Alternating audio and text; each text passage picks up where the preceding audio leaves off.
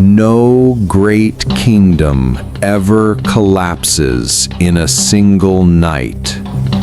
Power does not die because of one attack. It dies slowly. Majapahit once stood as the center of the Javanese world, a place where law was decreed, where the king was seen as the shadow of the gods. Palaces rose in grandeur. Rituals were held in sacred silence, and the name Majapahit was feared and revered alike. Yet behind that splendor, cracks began to appear. Struggles for influence within the court, nobles divided in loyalty, and a people slowly drifting away. Majapahit still stood, but its soul was already weakening. Meanwhile, far from the royal court, along the coastal ports of Java, a great transformation was quietly taking shape. Sea winds carried foreign ships, not armies of war, but merchants. They came from Gujarat, from Arabia, from China. They brought spices, they brought knowledge, and they brought Islam. Islam did not arrive with the sword, not with shouted conquest. It arrived through conversation, through honest trade, through a way of life. In the ports, Muslim merchants became part of the community. They married, they socialized, they earned trust, and from there, Islam began to take root. Amid this changing era, a child was born who would one day alter the course of Javanese history.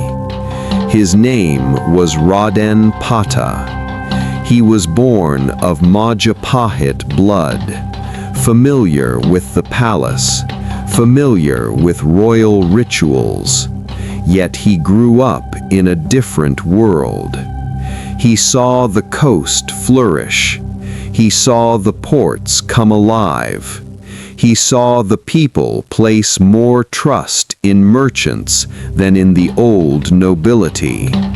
And there he encountered Islam, an Islam that did not force him to abandon Java, an Islam that instead taught him the meaning of justice, the meaning of leadership.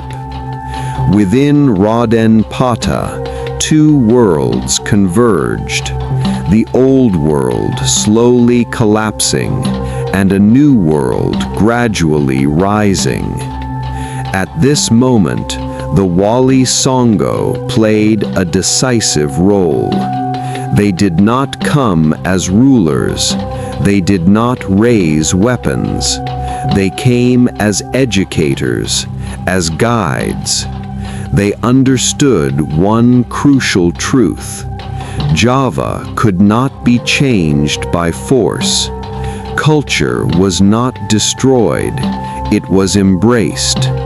Wayang became a medium of preaching. Gamelan became a spiritual reminder. Traditions were given new meaning. Islam did not erase Java. Islam blended with Java. The arrival of Islam in Demak occurred through long conversations, through deliberation, through trust. Some nobles embraced Islam out of conviction, others through bonds of marriage. Javanese noble blood merged with Islamic values. From this, a new elite emerged, an elite no longer dependent on ancient myths for power, but on moral legitimacy. And thus Demak rose, not as a palace kingdom, but as a port kingdom. Demak looked to the sea as its future. Trade expanded. International ties were formed. Java connected to the wider Islamic world. Yet great change always gives birth to tension. The remnants of Majapahit's power refused to accept this shift. Conflict loomed. Civil war nearly erupted. Raden Patah stood at the crossroads of history, to raise arms or to spare Java from destruction. History chose another path.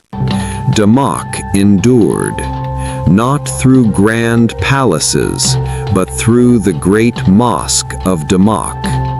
The mosque became the heart of the state, a center of deliberation, a center of power. Here, faith and governance met without negating one another. Islam spread not as an elite symbol, but as the faith of the people, in markets, in villages, along the coasts. Yet the outside world began to take notice of Java. From the west, new powers arrived: the Portuguese, the Spanish, and later the Dutch VOC. They did not come bearing faith nor friendship. They came with monopolies and weapons. This was the dawn of a new chapter that would shake the Nusantara. The Sultanate of Demak was not the end of the story. It was the beginning of a Java that chose to change without losing its soul.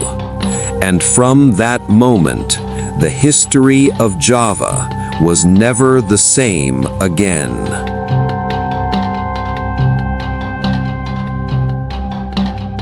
If you want history like this to live on, don't forget to like, share, and subscribe, so that the stories of the past become light for our future.